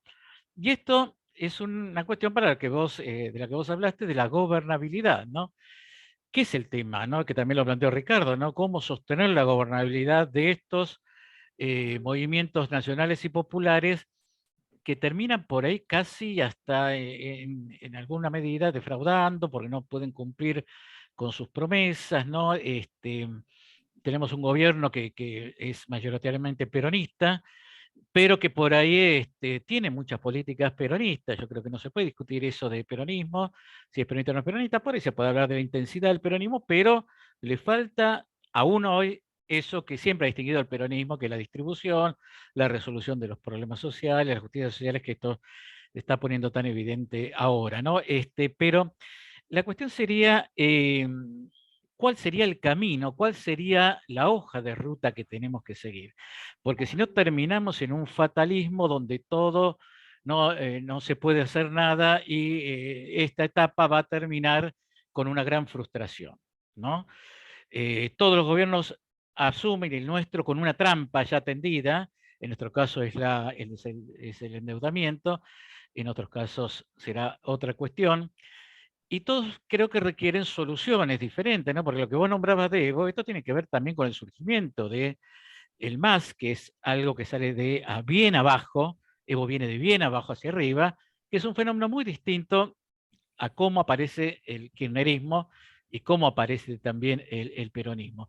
Entonces lo que se me ocurre preguntarte, yo pienso que hay una de las cuestiones que hay que hacer es ganar elecciones, ¿no? Tenemos que acumular poder y ganar elecciones, porque otra no hay, otro camino no hay, ¿no? Pero ¿cuál sería esa hoja de ruta que tendríamos que avanzar, si hubiera, para poder llegar a una integración que nos haga fuerte? Porque el no al ALCA es posible por la articulación que se da entre Hugo Chávez, entre Lula, entre Evo, que todavía no era presidente, y entre Néstor, ¿no? Que estaba quizás en un gobierno, en su gestión en el mejor momento de su gobierno, ¿no?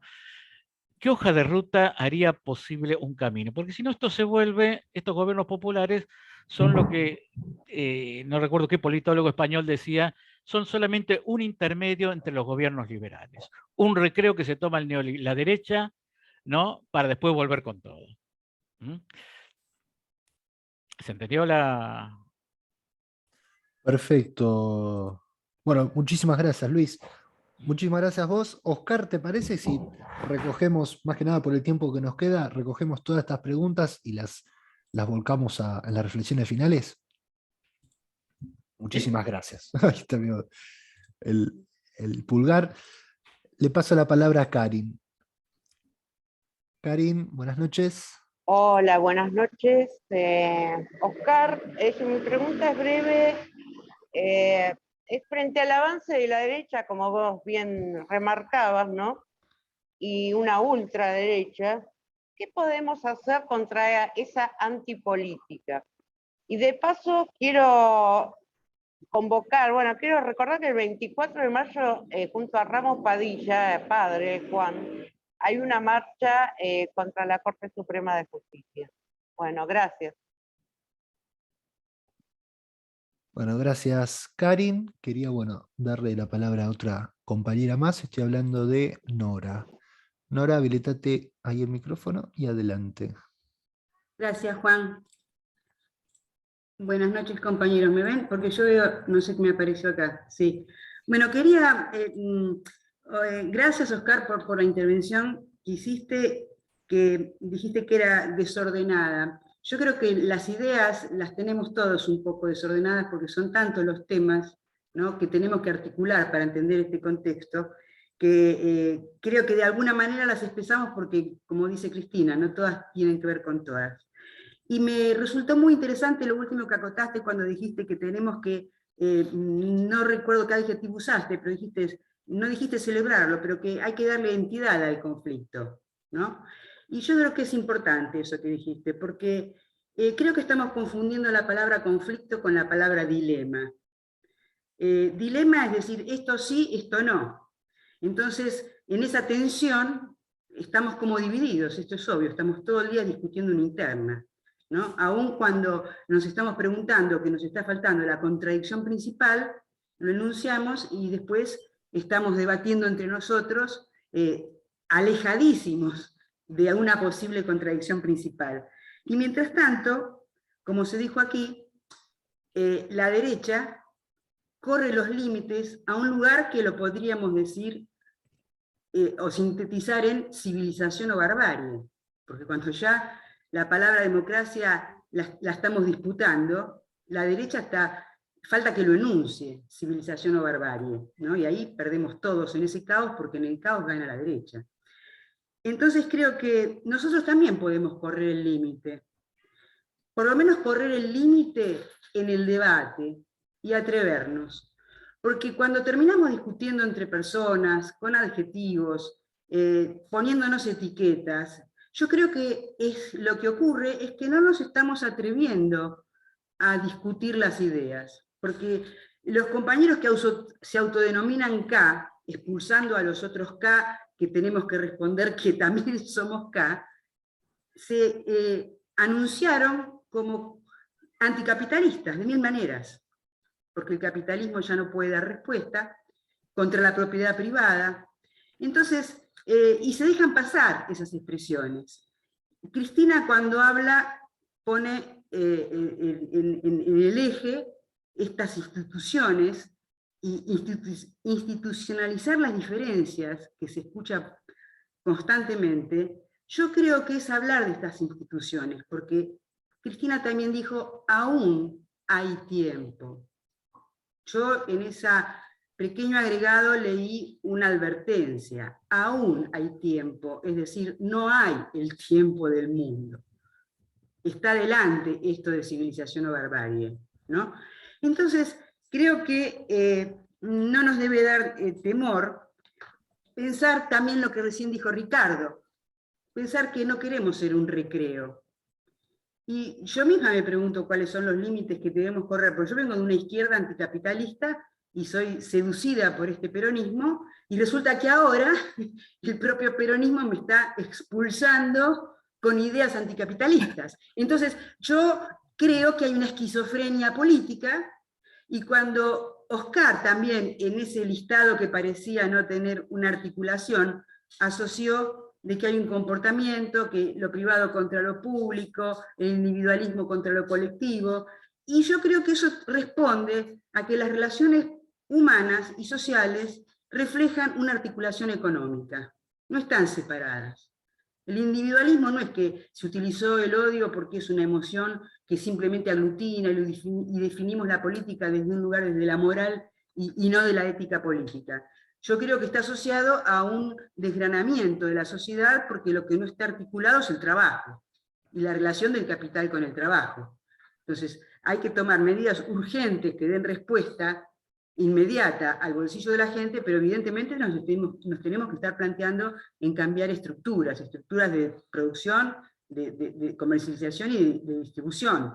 Porque acá se mencionó varias veces la guerra y cómo va a influir, preguntó ahí un compañero, la inflación en la Argentina. Sí, hay muchos factores que inciden negativamente en nuestra inflación, pero el alimento no debería influir negativamente en los precios de nuestros alimentos. Nuestros alimentos no se producen con insumos que valgan en dólares, con salarios que valgan en dólares, y tenemos capacidad de producir, no vamos a repetir lo que todos sabemos, ¿no?, para miles de millones de personas.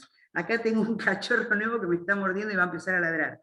Bueno, quería decir eso y creo que está todo articulado, ¿no? Cómo nos respondemos unos a los otros, y que creo que nos tenemos que atrever a correr y salir nosotros también, sacar los pies del plato y dar este debate, ¿no? Y que nos tiende el comunista, porque ya nos tiende el de comunista igual. Y esto está relacionado, quiero cerrar porque me está el perro mordiendo. Si nosotros no hacemos este debate de ideas, cada hecho, el voto a Rusia, la palabra de Cristina ayer, cuando habló del presidente, del bando presidencial, no solamente la derecha, nuestra propia fuerza, se hizo un análisis binario, albertistas, kirchneristas, porque esa frase era para pegarle a Alberto, hubo que salir a explicar que no. Bueno, gracias, compañeros. Bueno, muchísimas gracias, Nora. Muchísimas gracias también a Karen y a Luis. Quería, antes de devolverle a Oscar, ya para entrar en esta última parte del encuentro, darle la palabra a Edgardo Moca, quien también quería sumar sus reflexiones, luego de las consideraciones iniciales que compartimos al comienzo del encuentro. Bueno, Edgardo. Sí, corresponde decir que yo tengo mucho interés en escuchar la reflexión final de Oscar, y que quiero sí hablar de un tema que tiene que ver con el concepto de relación de fuerzas, con el concepto gramsciano de relación de fuerzas, no con toda la bulla que se desata alrededor de esa fórmula que se va a convertir en maldita si no la sabemos manejar bien. Parte de la relación de fuerzas está en el estado de ánimo. En el estado de ánimo del pueblo, y en el estado de ánimo especialmente de aquella parte del pueblo que está comprometida, organizada y militante en una de las fuerzas que componen el antagonismo político argentino. Y en esto creo que está clarísimo la línea principal que tiene el imperio y que tienen las derechas argentinas, que es desanimar. Alfonsín lo dijo allá por el 1985-86. El Clarín, decía Alfonsín, quiere bajarle la autoestima al pueblo argentino. Y yo creo que está ahí la clave, y que nosotros podemos hacer cualquier cosa, acertar, errar, intentar volver a reagruparnos, volver a intentar. Lo único que no se puede es ceder al desánimo. Ceder a la idea de que esto ya es insoportable y preferimos cualquier cosa a seguir viviendo este martirio. Karl Marx tiene una frase brillante en el 18 Brumario, uno de los textos más canónicos, que habla del desorden en la sociedad francesa previo a la emergencia de Napoleón III.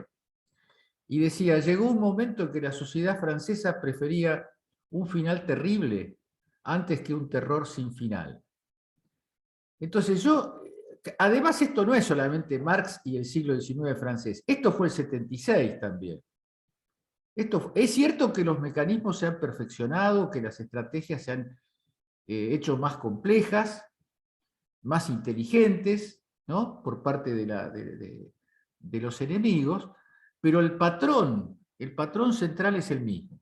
Desorganizar la economía para generar reacciones adversas de la población, generar sensación de impotencia, esto es irreversible, esto no se puede dar vuelta, y en el medio la vida se fue dando para permitir que la propia constitución del Frente de Todos pase a ser uno de los temas que entra en la agenda política.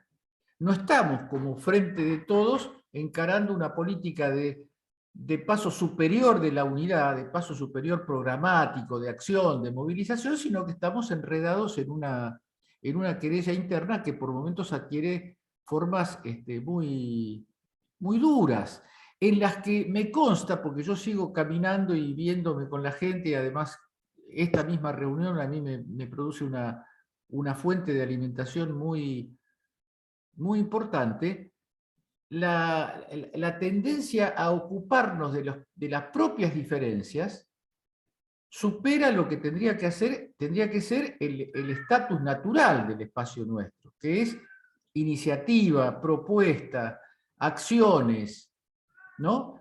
Hay una especie de encerramiento en los propios dilemas que es urgente superar, aunque superarlo obligue a hacer determinadas concesiones, porque no se sale de un enredo así diciendo la razón la tenemos nosotros y la vamos a imponer. Se sale de un enredo así con gestos generosos, con gestos de Estado, con gestos de sentido político, que están escaseando. Lo quiero decir claramente, y no me refiero a un sector o al otro sector, están escaseando esos gestos. Parece que la cuestión significa tener razón en el interior del Frente de Todos, mientras no solo el Frente de Todos, el pueblo argentino está sometido a una amenaza muy dura. Yo noto que se pierde de vista que estamos ante una situación crucial que son las elecciones del 2023. Hay compañeros y compañeras que parece que creyeran que faltan 5 años para esa elección. Estamos ahora en la campaña electoral. De lo que hagamos de acá a 1 mes, 2 meses, puede depender nuestra suerte. Entonces yo creo que acá también hay una especie de desafío. Claro, no es un desafío que nosotros en este momento podamos asumir como fuerza militante, organizada. De esta reunión no va a salir ninguna gran movilización, no fue creado para esto este espacio, fue creado como espacio de opinión. Nos cuesta incluso ser un espacio de opinión, porque hay muchas opiniones, además no una sola. Entonces yo lo que creo no es ninguna fórmula mágica, porque no hay forma de instrumentar esto que yo estoy diciendo. La única forma de instrumentar es la reflexión personal que después logre convertirse en un estado de ánimo más general, más compartido, que es no podemos salir de esto con el frente desunido, no podemos salir de esto creyendo que el enemigo principal está adentro. Yo creo que hay personas que están adentro y que están adentro en gran parte por las circunstancias que se dieron. Vamos a decirlo de una vez, están adentro por el gesto de Cristina Kirchner del 18 de mayo del año 2019, y que estando adentro, lógicamente no dejaron de ser lo que fueron siempre, y tienen derecho, si uno quiere verlo así, a hacer valer su personalidad dentro del frente. No es una cuestión de quién tiene la sangre pura, el código genético perfecto para formar parte de este espacio. Acá esto es una pelea político-ideológica en el interior del espacio, y una pelea político-ideológica que encima hay que hacerla cuidando como el tesoro principal la unidad, porque si acá la unidad pasa a ser una variable de ajuste, puede haber unidad o no unidad, la unidad depende de con quién, depende de para qué, depende del programa. Yo estoy de acuerdo con todo, pero me parece que esas cosas no se pueden usar para enredar. Si la unidad es por un programa, bueno, creemos condiciones para discutir el programa. Si la unidad es con determinados dirigentes, preparemos las internas para elegir a los dirigentes. Pero seguir esa especie de manifiesto de la impotencia, ese manifiesto de la impotencia que a veces se disfraza de cuestiones maximalistas, de cuestiones revolucionarias, porque también la desesperación y también el fracaso alimenta no solamente a la derecha, alimenta lo que en algún momento un señor Calvo allá en Rusia llamó la enfermedad infantil del izquierdismo. Nosotros nos está tocando la enfermedad infantil del izquierdismo, y me parece que, por lo menos de mi parte, estoy seguro que de muchos de ustedes, está la cuestión de enfrentarla con éxito, Yo creo que vienen tiempos de movilización. La única duda que uno puede tener sobre la movilización es si vamos a lograr encarrilarla, conducirla, darle programa, darle sentido, porque si no lo logramos van a venir movilizaciones que pueden ser capturadas por las peores variantes, porque acá no hay un puente que divide claramente el proyecto popular. Los millones y millones de argentinos no están organizados, separados, se interactúa. Y en esa interacción la derecha nos está sacando ventajas, estamos pasando por un mal momento. Ahora, yo creo que no se puede hacer política, ni siquiera pensar la política, sin el componente del optimismo de la voluntad.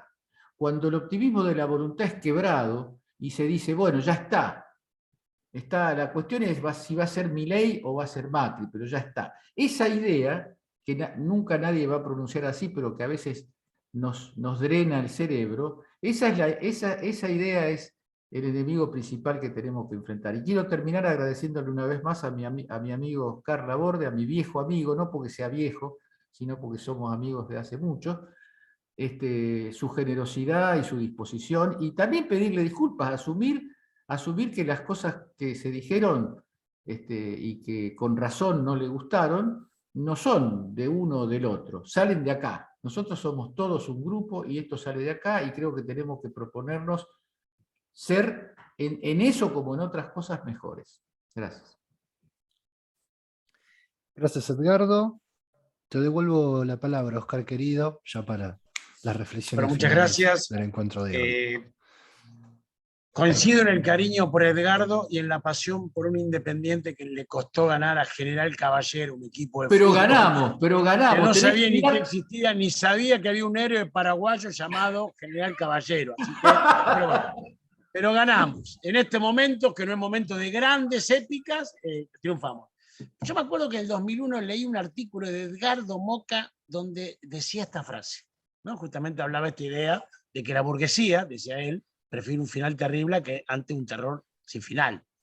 ¿Por qué? Porque el tema de las certezas es un condicionante, en este caso, negativo, ¿no? Para mí, me hablan de hoja de ruta, yo prefiero no tenerla porque estoy seguro que me voy a equivocar, y tal vez tú durante tanto tiempo milité en el determinismo histórico y en una planificación tan adecuada de todo lo que va a pasar, después no pasó nada de todo eso, y pasó todo lo contrario, y a veces cuando ya no tenía un plan, sucedió realmente algo maravilloso, que me parece que hay que tener confianza en el pueblo, ¿no? Esa idea de aguantar, de no decir, bueno, ya está, ¿no? Este gobierno ya fue, es horrible decir eso. Nosotros en la CTA, Ricardo no estuvo en esa reunión, pero la anterior, los dirigentes sindicales, cuando uno dijo, esto ya fue, y Beto Pianelli, duro, dijo, yo voy a los delegados del subte, le digo, compañeros, este gobierno ya fue, y no sé si vamos a ganar el 2023, se van corriendo y eligen otro delegado, que le miente, que le dé esperanza. ¿Cómo yo, como dirigente sindical, le decí que este gobierno popular, que yo les pedí que vote, ya fue? Y que no sé si nos salvamos en el 2027. Porque aparte eso es mentira. Entonces, efectivamente acá se está trabajando sobre una profecía autocumplida, con esta idea de que ya fue, lo repetimos tanto, estamos mal, ya fue, que puede ser una profecía autocumplida. 2001, artículo de Edgardo, la burguesía que esperaba un final terrible. A los 2 años estaba Néstor Kirchner en el gobierno. ¿Y a los cuales estamos haciendo no al ALCA? ¿Y cuál fue la hoja de ruta aquella? ¿Quién lo predestinó? ¿Quién lo pronosticó? ¿Quién lo planificó? Confianza en el pueblo. Porque aquellas movilizaciones generaron un emergente como Néstor Kirchner y todos nosotros detrás. Digo, ¿cuál es la hoja de ruta del programa que tuvo Chávez después de la muerte de Chávez Maduro? Compañero, aguantar. Lo dábamos todo por muerto a Nicolás Maduro. 0,0 de posibilidades. Aguantó, resistió, y ahora es la envidia. Vamos a retomar relaciones con Venezuela. Una de las cosas que va a hacer este gobierno. ¿Cuál era el programa que tenían en Chile para que derrotara a Piñera? Una constituyente. ¿Quién se iba a poner a escribir de la academia o de los políticos? Vamos a hacer una constituyente y vamos a modificar esto que hizo Piñera. Eso, bueno, hubiera sido ridiculizado, abandonado por los 4 tipos que le estaban escuchando. La movilización popular empujó eso. ¿Quién hubiera dicho que Evo volvía al año? ¿Qué hoja de ruta hubiera planificado Evo, Diego Pari y algunos para decir, en un año estamos volviendo acá con 1 millón de tipos? Imposible. Entonces, a veces las certezas, la necesidad de la certeza nos juega una mala pasada. Nosotros tenemos que defender los derechos de los trabajadores y golpear la derecha siempre que podamos. Y trabajar por la unidad. Y el tema de la amplitud no es el problema. Eso nos lo enseñó Néstor Kirchner y Lenin. Que creo que en otro orden, pero es así. El frente, decía Néstor Kirchner, me lo dijo una vez cuando vino a Avellaneda, no importa que esté el hombre lobo Oscar, el problema es quién conduce. Si conduce el hombre lobo, conduzco yo. Entonces, la hegemonía al interior de un espacio político es lo determinante, no los componentes. Bueno, está claro que eso es lo que nos falta, ¿no? Y lo que está en disputa. Pero lo importante es quién dirige, quién hegemoniza, quién determina hacia dónde se va. ¿Qué proyecto político, no? ¿Qué persona? Además de la persona, ¿no? Entonces a mí me parece que, insisto, en Venezuela no hubo hoja de ruta, en Chile no hubo hoja de ruta, en Bolivia no hubo hoja de ruta. Y la región presenta cosas interesantes. Yo, tal vez, y ahí el profesor Mario Todes, siempre admirado, me hizo una corrección, y es correcto, porque en Chile es verdad que Boric está teniendo un discurso moderado, pero está terminando la constituyente, compañeros, que acaba de disolver el Senado. Es decir, va a consultar a ver si disuelve el Senado chileno, que era la aristocracia política más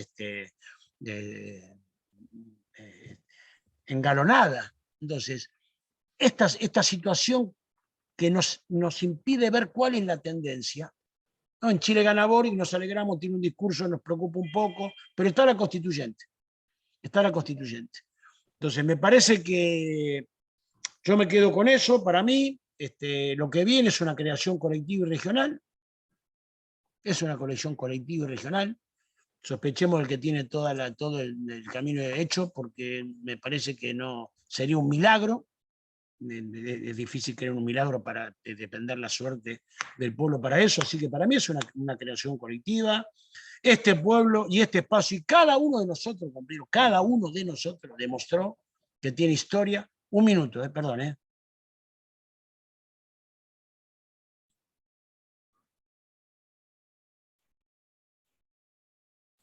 Ahí está, ahí te activé, ahí está. Demostró que tenemos capacidad de reformularnos orgánicamente, de recrear nuestros pensamientos, nuestra ideología y de siempre buscar lo mejor para nuestro pueblo. Eso es lo que nos queda. Con optimismo, pero no un optimismo superficial, mentiroso, engañoso, no, un optimismo real. Yo realmente confío que este pueblo, si le hacemos una oferta electoral interesante y corregimos las cosas que corregir, con firmeza y profundización, no va a votar a Macri. Yo tengo esa confianza. Milito por eso. Milito por eso, y lo que voy a hacer junto con los que podamos es tratar de que sea lo más amplio posible para que eso no suceda y tengamos, sin pandemia, sin tantos problemas en la conducción, una oportunidad de sumarnos en lo que va a ser este año la presidencia de la CELAC de Alberto, la realización de la constituyente en Chile, la conclusión, ¿no? El triunfo de Gustavo Petro y el triunfo de Lula. Ninguna de estas cosas pensadas hace 2 años, así que démosle un voto de confianza a nuestro pueblo, a la esperanza y a la constancia. Para mí, el ejemplo de Maduro es muy ilustrativo. Estaba condenado, muerto y enterrado por todos los analistas. El tipo. Ahora quisiéramos ser Venezuela nosotros, con menos inflación y con una situación política re interesante. Así que, bueno, nada, eso. Tomo lo de Edgardo, a contagiarnos alegría, tenemos mucho por qué luchar, tenemos mucha experiencia, tenemos muchos valores y somos parte del pueblo, somos integrantes del pueblo. Bueno, muchísimas gracias, querido Oscar. La verdad es que es un enorme placer contar contigo en este espacio y la verdad es que nos reconforta, nos alegra y nos enriquece siempre que participas, así que, como lo he dicho en muchas ocasiones, estás más que invitado a pegarte una vuelta virtual cuando gustes. Agradecer también a todos y todas las expositoras, a la querida Claudia Bernaza, quien hizo su debut virtual en las conversaciones, y bueno, obviamente es nuestra, así como lo hacemos con cada uno de los invitados, que vuelve a participar cuando quiera. la verdad es que no tengo muchas cuestiones más que agregar, más que agradecerles a todos y todas por haber participado y bueno, redoblar la invitación para el próximo jueves, que aquí los estaremos esperando. Un cariño enorme para todos y todas y será hasta la próxima. Adiós. Gracias, adiós. gracias a todos. Gracias. Gracias. Gracias, compañeros. Gracias. Muy buena.